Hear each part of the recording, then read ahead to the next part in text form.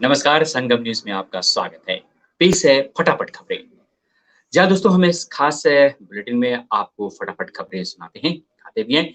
लेकिन दोस्तों हम आपको बता दें कि अगर आपने चैनल को सब्सक्राइब नहीं किया है तो सब्सक्राइब कीजिए, नोटिफ़िकेशन बेल भी बजाइए ताकि देश दुनिया की खबरों के साथ फटाफट खबरें आपको यहीं मिलेगी। जहाँ दोस्तों पहली खबर जी हाँ, निश्चित तौर पर उड़ीसा और बंगाल से है, लेकिन प्रधानमंत्री जब दौरा करके वहाँ आए हैं, तो क्या कुछ कह रहे हैं और क्या कुछ उन्होंने घोषणा की है, इस पर हम खास चर्चा करते हैं। जी हाँ, दोस्तों प्रधानमंत्री नरेंद्र मोदी ने शुक्रवार को ओडिशा और पश्चिम बंगाल के भीषण चक्रवाती तूफान यास में हुए नुकसान की समीक्षा के लिए हवाई सर्वेक्षण किया। चक्रवाती तूफान से प्रभावित लोगों के साथ एकजुटता व्यक्त करते हुए प्रधानमंत्री तत्काल राहत गतिविधि के लिए 1,000 करोड़ रुपए की वित्तीय सहायता की घोषणा की। इनमें से 500 करोड़ रुपए ओडिशा को दिए जाएंगे, जबकि शेष राशि पश्चिम बंगाल और झारखंड को नुकसान की सीमा के आधार पर आवंटित किया जाएगा। जी हाँ, अरे ये खास खबर थी, लेकिन एक और बड़ी खबर है जिस पर हमारी है खास नज़र, क्योंकि प्रधानमंत्री बंगाल की खास तौर पर वहाँ पर जब दौरे पर थे तो कभी क्या कुछ ऐसी घटनाएँ हो गई है जिसको लेकर काफ़ी आलोचनाएँ भी हो रही है। चलिए आइए देखते हैं क्या कुछ ममता बनर्जी ने कहा और क्या कुछ उन्होंने किया है, इस पर हम खास चर्चा करते हैं। जी हाँ, हम आपको बता दें कि चक्रवाती यास पर हुए नुकसान को जायज़ा लेने के लिए जब प्रधानमंत्री नरेंद्र मोदी ओडिशा और पश्चिम बंगाल के दौरे पर हैं और ऐसे में जब वहाँ पहुँचे, तो पश्चिम बंगाल के में प्रधानमंत्री नरेंद्र मोदी के चक्रवाती याद से संबंधित एक रिव्यू मीटिंग लेनी थी। इस मीटिंग के लिए उन्हें मुख्यमंत्री ममता बनर्जी के लगभग आधे घंटे तक इंतजार करना पड़ा। आधे घंटे के बाद ममता बनर्जी आती हैं और 20,000 करोड़ रुपए के नुकसान का रिपोर्ट देती हैं और फिर चली जाती हैं। इसी को लेकर भाजपा की ओर से ममता बनर्जी पर निशाना साधा जा रहा है। भाजपा प्रमुख जेपी नड्डा ने एक के बाद एक ट्वीट किया है और ममता बनर्जी पर निशाना साधा है। जहाँ और भाजपा प्रमुख ने कहा कि चक्रवात यास पर प्रधानमंत्री मोदी की बैठक में ममता बनर्जी का हिस्सा नहीं लेना संवैधानिक मूल्य और सहकारी संघवाद की संस्कृति की हत्या है।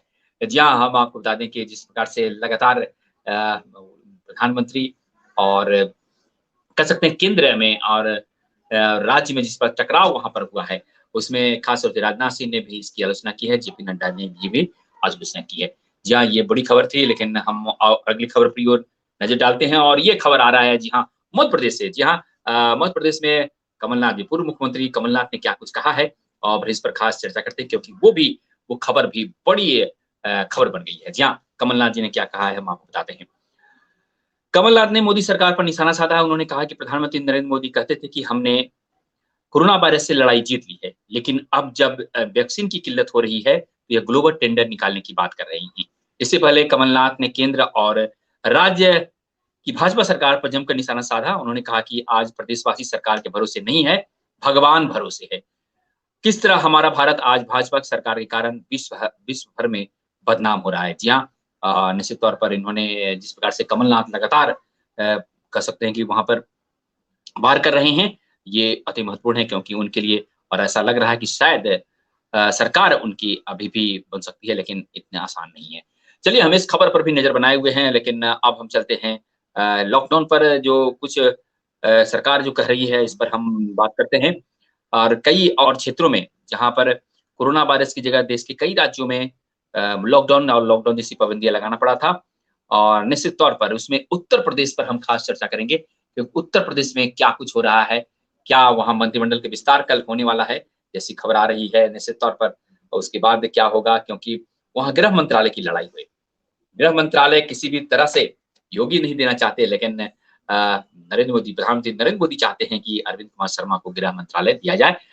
लेकिन इस पेज पे हमारी उस पर एक नज़र है और क्या कुछ मंत्रिमंडल में फेरबदल होता है कि अरविंद कुमार शर्मा वहाँ डिप्टी सीएम बनने वाले हैं।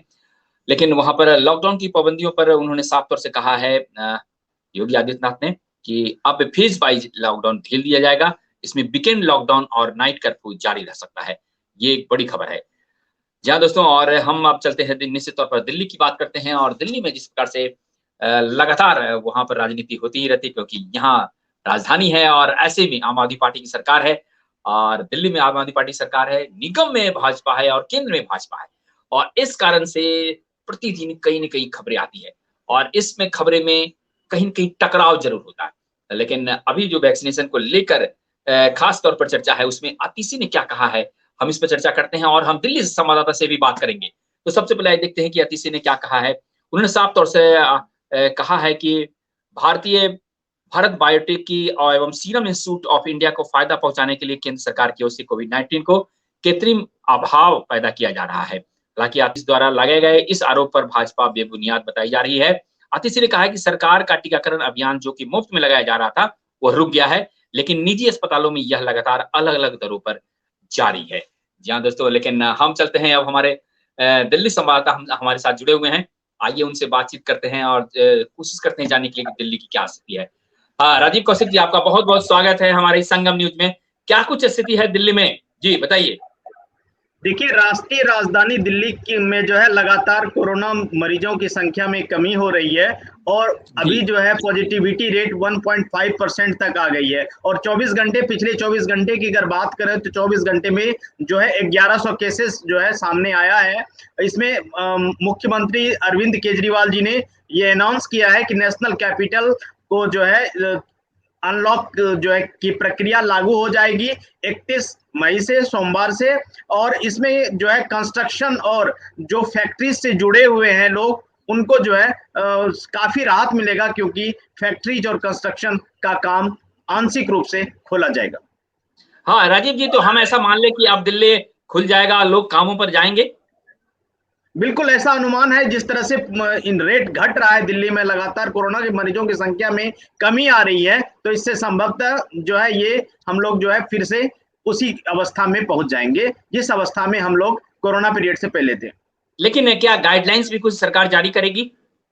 निश्चित रूप से गाइडलाइंस भी जारी किया जाएगा, जिसका अभी हमारे पास कोई रिपोर्ट नहीं आया है और जैसे ही मैं आते ही मैं दर्शकों को बताऊंगा। जी हाँ, बहुत-बहुत शुक्रिया, बहुत-बहुत धन्यवाद राजीव कौशिक जी, दिल्ली से जुड़े हुए थे और दिल्ली का हालचाल बता रहे थे। बहुत-बहुत शुक्रिया। धन्यवाद। जी हाँ दोस्तों, तो ये थे राजीव कौशिक जो खास तौर से दिल्ली का हालचाल बता रहे थे। हम प्रतिदिन आपको खबर देंगे दिल्ली की कि आखिर क्या कुछ चल रहा है, क्योंकि राजधानी है, यहाँ पर खास नज़र है। अब हम चलते हैं, जी हाँ, शिक्षा मंत्रालय ने क्या कुछ कहा है। शिक्षा मंत्री, केंद्रीय शिक्षा मंत्री रमेश पोखरियाल ने क्या कर रहे हैं, आइए जानते हैं, क्योंकि वो उन्होंने कुछ घोषणाएँ की हैं मध्याह्न भोजन के लिए। उन्होंने मध्याह्न भोजन योजना के तहत बच्चों को डायरेक्ट बेनिफिट ट्रांसफर डीबीटी के माध्यम से धनराशि भेजी जाएगी, उन्होंने ऐसा कहा है। उन्होंने एक विशेष कल्याण उपाय के पर मध्याह्न भोजन योजना सभी पात्र बच्चों के लिए खाना पकाने की लागत के बराबर धनराशि देने का प्रस्ताव की भी मंजूरी दे दी है। जी हाँ, ये एक बड़ी खबर थी। और लेकिन अब हम आपको ले चलते हैं बिहार, जहां पर लगातार बारिश हो रही है। 3 दिनों से लगभग बारिश है, जिससे जल जमाव की स्थिति बन गई है। पटना, बिहारशरीफ, मुजफ्फरपुर, भागलपुर, सब जगह पानी-पानी है। हम आपको सीन भी दिखाने की कोशिश करते हैं। चक्रवात यास के कारण बिहार में बने कम दबाव वाले क्षेत्र में झमाझम बारिश के कारण मानसून आने के पहले ही सरकार के दावे पूरी तरह से खुल गए हैं। और निश्चित तौर पर पूरा देश जानता है किस तरह पटना में पानी जब पड़ता है तो सब कुछ राजधानी पटना के कई इलाकों में सड़कों नालों के बीच का अंतर समाप्त हो जाता है, और ऐसा ही हुआ है। वैशाली जिले में तो हाजीपुर सदर अस्पताल में ही पानी घुस गया, जिसकी चित्र हम आपको दिखा रहे हैं, जहां आप ये देख सकते हैं। लेकिन चलिए, हम बिहार की स्थिति भी आगे भी हम आपको बताते रहेंगे। अब हम बात करते हैं निश्चित तौर पर जी हाँ, गूगल की। गूगल अपने फीचर्स में कुछ बदलाव लाया है, हम इस पर खास चर्चा करते हैं और दिखाते हैं गूगल ने क्या कुछ फीचर लाया है। ये खबर हम आपको दिखाने की कोशिश कर रहे हैं। जी हाँ, गूगल अब जल्द ही अपने मैसेज ऐप में एक और फीचर ऐड करने वाला है। इंडियन एक्सप्रेस में छपी एक खबर के अनुसार गूगल का यह आने वाला फीचर एप्पल मैसेज और व्हाट्सएप पर मौजूद है। आपको बता दें कि एक्सडीए डेवलपर्स ने लेटेस्ट एपीए टियर टाउन में एक नया कन्वर्सेशन फिनिंग फीचर देखा है। एक्सडीए डेवलपर्स के मुताबिक इस नए फीचर के जरिए यूजर्स अपने मैसेज को ऐप के टॉप पर पिन कर सकेंगे। इस तरह यूजर की सभी चैट हैंडल्स को नीचे स्क्रॉल नहीं करना पड़ेगा और कोई भी पिन की गई चैट को जल्दी से खोल सकता है। जहाँ तो दोस्तों, ये गूगल की खबर थी। सोशल मीडिया आजकल के खबर में बना हुआ है और बनी रहेगी। निश्चित तौर पर हम आपसे ऐसे ही खबरों पर आपके लिए लाते रहेंगे। जी हाँ, फटाफट खबरें में इतना ही। लेकिन हम आपको बता दें कि अगर आपने अभी तक चैनल को सब्सक्राइब नहीं किया है तो सब्सक्राइब कीजिए, नोटिफिकेशन बेल भी बजाइए, ताकि देश दुनिया की खबरों के साथ ऐसी कई हम आपके लिए खबर लाएंगे। और जल्द ही हम आपके लिए लाने वाले हैं विष्णु की 10 अवतारों के बारे में, कैसे कौन से अवतार कब हुए और क्या कुछ डिटेल है, इस पर भी आप जानेंगे। बस बने रहिएगा हमारे साथ और हमें दीजिए इजाजत। नमस्कार, शुभ दिन।